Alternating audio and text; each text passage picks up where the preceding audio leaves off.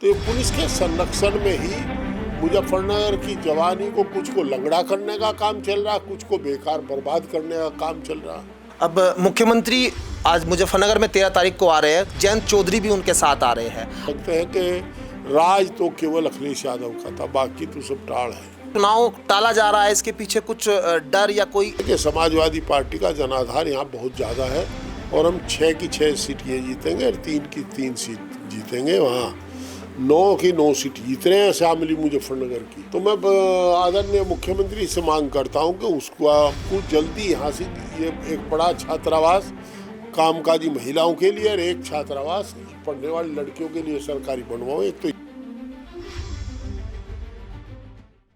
नमस्कार दोस्तों, स्वागत है आपका न्यूज 80 पर। मैं हूं आपके साथ राहुल राणा। पश्चिम उत्तर प्रदेश में 2027 के चुनाव से ठीक पहले सियासत अपने चरम पर है। एक तरफ पंचायत चुनाव, दूसरी तरफ मुजफ्फरनगर में सीएम योगी आदित्यनाथ का एक कार्यक्रम है, जयंत चौधरी उनके साथ आ रहे हैं। दूसरी तरफ अखिलेश यादव ने दादरी में बड़ी रैली कर पश्चिम उत्तर प्रदेश में चुनाव का आगाज एक तरह से कर दिया। पश्चिम यूपी का माहौल जानने के लिए मैं इस वक्त मौजूद हूं। समाजवादी पार्टी के सांसद है हरेंद्र मलिक जी मेरे साथ बातचीत करने के लिए। और सबसे पहले जब बात सर पंचायत चुनाव की हो रही है, मैं वही समझना चाह रहा हूं, पंचायत चुनाव टलते हुए दिखाई दे रहे हैं, समाजवादी पार्टी किस तरह से देख रही है? देखिए, तो सरकार का अपना फैसला है।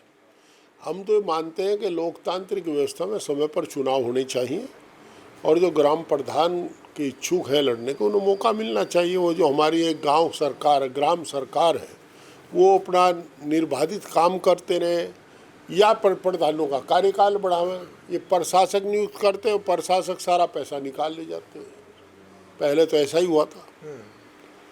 तो या तो इन्हीं का कार्यकाल बढ़ा दो या फिर नए लोगों को मौका दो, चुनाव हो। तो आपको लग रहा है जो चुनाव टाला जा रहा है, इसके पीछे कुछ डर या कोई ऐसी चीज? अब वो तो उन्हीं से पूछे, बीजेपी वालों से। पर उन्हें आत्मविश्वास की कमी है। आत्ममंथन करके उन्हें पता लगता है कि क्या हो रहा है, तो इसलिए टाल रहे हैं। अब मुख्यमंत्री आज मुजफ्फरनगर में 13 तारीख को आ रहे हैं, जयंत चौधरी भी उनके साथ आ रहे हैं। अब अखिलेश यादव जी ने दादरी में गुर्जरों की एक बड़ी बैठक कर एक तरह से आगाज कर दिया पश्चिम यूपी का। आप कैसे देख रहे हैं इस दौरे को मुजफ्फरनगर में? देखिए, मुजफ्फरनगर में आएंगे, दोनों साझा सरकार में दोनों लोग शामिल हैं, दोनों पार्टियों का अलायंस है, तो आ रहे, कोई बड़ी बात नहीं। दोनों पर संवैधानिक दायित्व है। माननीय जयंत चौधरी जी भी कौशल विकास मंत्री हैं केंद्र सरकार में और आदरणीय मुख्यमंत्री तो है ही मुख्यमंत्री।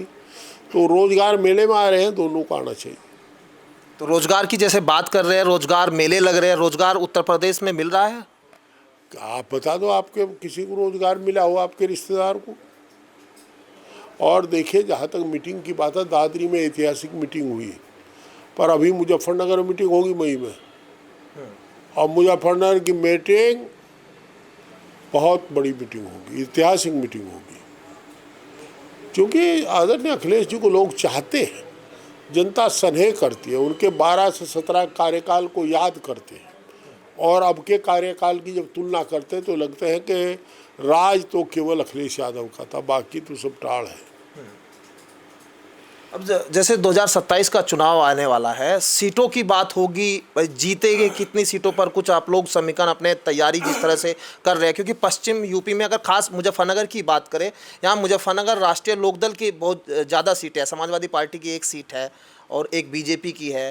तो अब क्या स्थिति आपको दिखाई दे रही है कि समाजवादी पार्टी कहाँ स्टैंड करती दिख रही है 27? देखिए, आप पत्रकार साथी कुछ कहलवाना चाहते रहते हैं। मैं ऐसा कुछ नहीं कर रहा, किसी दल के बारे में कुछ नहीं कहता। सब दल अपना प्रयास करते हैं, परंतु जहाँ तक समाजवादी पार्टी की बात है, समाजवादी पार्टी का रिजल्ट पिछले चुनाव में 100% था। दूसरी पार्टियों का रिजल्ट 100% नहीं था। चाहे कोई भी पार्टी हो, हमने एक कैंडिडेट लड़ा, वो ही जीत गया। और पार्लियामेंट में भी हम जीत गए, समाजवादी पार्टी जीत गई। तो स्थिति ये है कि समाजवादी पार्टी का जनाधार यहाँ बहुत ज़्यादा है और हम 6 की 6 सीट ये जीतेंगे और 3 की 3 सीट जीतेंगे। वहाँ 9 की 9 सीट जीत रहे हैं शामिली मुजफ्फरनगर की। एक सीट पर चुनाव होगा, बाकी 8 जीत जाएंगे और मैं चुनाव में भी हम ही जीतेंगे। महंगाई पर क्या कहेंगे? एलपीजी गैस की बात हो रही है कि एलपीजी की किल्लत है। एलपीजी तो लापता गैस होगी। और देखिए, हम लोगों ने कोई पहले तैयारी नहीं की। सबको पता था ईरान अमेरिका का युद्ध हो सकता है, इसराइल ईरान में तनातरी थी। तो ऐसे बाद में अमेरिका का हौसला बहुत बढ़ा था वेनेजुएला के बाद में। तो इन्हें तैयारी करनी चाहिए थी, अपना पूरी तैयारी के साथ रहते तो ये दिन ना देखने पड़ते हैं। अब तो लोग परेशान है, लंबी लाइन है। सरकार कहती है कि शॉर्टेज नहीं है और लाइन लंबी मिलती है। 45 दिन की बुकिंग कर दी, तो क्या करोगे? रुपया देखे डॉलर के मुकाबले मतलब पतला होता जा रहा है बार। हाँ, मैंने एक बार एक भाषण सुना था यूट्यूब पर, आज भी उपलब्ध है वो भाषण। कि मुख्यमंत्री के रूप में जब आदरणीय मोदी जी वहाँ थे तो वो कहते हैं, ये सरकार का रुपया गिरता है तो इसका मतलब सरकार की साख गिरती है।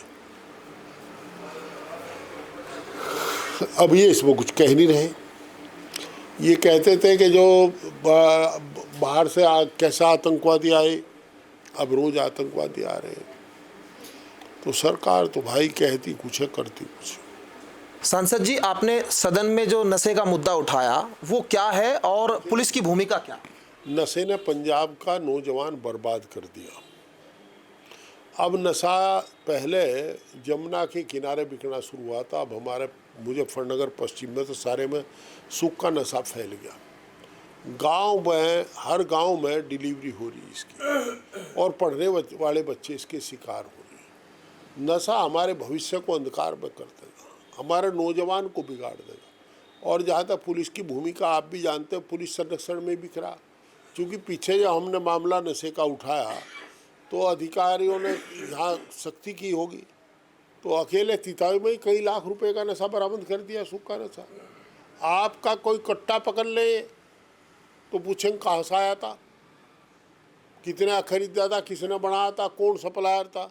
यहाँ किसी ने पूछा तू कहाँ से नशा लाया था, वो तो उनके पेट से उन्होंने कहा, उन्होंने अपना नौकर दे दिया नशे के वालों ने, इन्होंने नशे के साथ कुछ लगा के सामान जेल भेज दिया। तो ये पुलिस के संरक्षण में ही मुजफ्फरनगर की जवानी को, कुछ को लंगड़ा करने का काम चल रहा, कुछ को बेकार बर्बाद करने का काम चल रहा।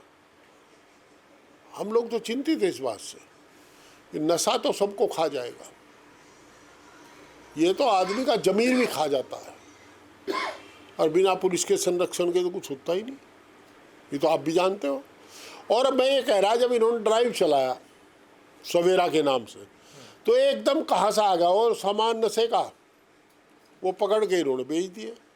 और उनसे ये तो पूछते हैं कहाँ से आया था तेरे पास, तुझे किसने सप्लाई करा, उसे किसने सप्लाई करा, चेन पूछते, चेन तोड़ देते। जहाँ तक आपने मुख्यमंत्री जी की बात की, मुख्यमंत्री जी आ रहे हैं तो मैं उनसे एक अनुरोध जरूर करना चाहूँगा। वो सबके मुख्यमंत्री हैं, उत्तर प्रदेश के हर नागरिक के मुख्यमंत्री, मेरे भी मुख्यमंत्री हैं। हम उनका सहसम्मान एक अनुरोध करते हैं उनसे कि अभी हमने हाउस में एक मामला उठाया था कि देश के हर एक जिला मुख्यालय पर एक एक गर्ल्स हॉस्टल और एक एक कामकाजी वर्किंग वुमेन हॉस्टल होना चाहिए। और बजट में हमें अच्छा लगा जब बजट में माननीय वित्त मंत्री जी ने उस हमारी मांग को स्वीकार कर लिया और ये प्राविधान कर दिया।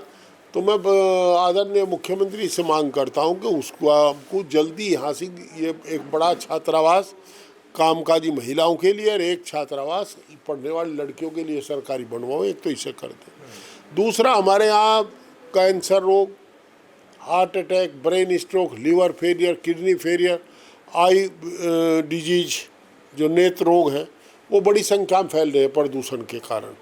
तो हमारा आदरणीय मुख्यमंत्री से अनुरोध है कि यहाँ चिकित्सा कोई साधन उपलब्ध नहीं है तो वो चिकित्सा साधन उपलब्ध कराओ। यहाँ एम्स से कनेक्टेड जाए, झज्जर में बना है, ऐसा एक बड़ा हॉस्पिटल बनवा दें ताकि लोगों का यही चिकित्सा हो जाए। और दूसरा ये है कि हमारी कई बार आदरणीय श्री मनोहर लाल खट्टर जी से बात हुई, माननीय शहरी विकास मंत्री जी से। उन्होंने कहा प्रदेश सरकार से प्रस्ताव होगा तो रैपिड रेल हम मुजफ्फरनगर तक भेज देंगे। अब तो धामी जी भी कह के गए माननीय मुख्यमंत्री उत्तराखंड, तो अब ये भी प्रस्ताव भेज दे तो हम फिर उनसे अनुरोध करके इस रैपिड रेल को यहाँ तक चलवा लें। अब कुछ तो करें यार। तो हमारा माननीय मुख्यमंत्री से अनुरोध है इस काम की घोषणा कर दें और एक बात जरूर कहेंगे कि आदरणीय मुख्यमंत्री जी, आप सबके मुख्यमंत्री हैं। हम लोगों को पीड़ा है, कुछ क्षेत्रों का आपने त्वरित विकास के लिए 5-5 करोड़ दे दिए, कुछ को 1 करोड़ दिया, कुछ को 3 दिए। ऐसा नहीं करना चाहिए। आप सबके मुख्यमंत्री, आपको बराबर पैसा देना चाहिए। तो हरिंदर मलिक जी साफ तौर पर मुख्यमंत्री से एक अपील भी कर रहे हैं, मांग भी कर रहे हैं और सीधे 2027 के लिए भी कह रहे हैं कि शामली मुजफ्फरनगर की 9 सीट वो जीतने वाले हैं। अब 2027 चुनाव से पहले किस तरह की रणनीति बनती है, किस तरह की घेराबंदी होती है, वो आने वाले दिनों में तय होगा। वीडियो जर्नलिस्ट गौरव राठी के साथ मैं राहुल राणा, न्यूज़ 18 मुजफ्फरनगर।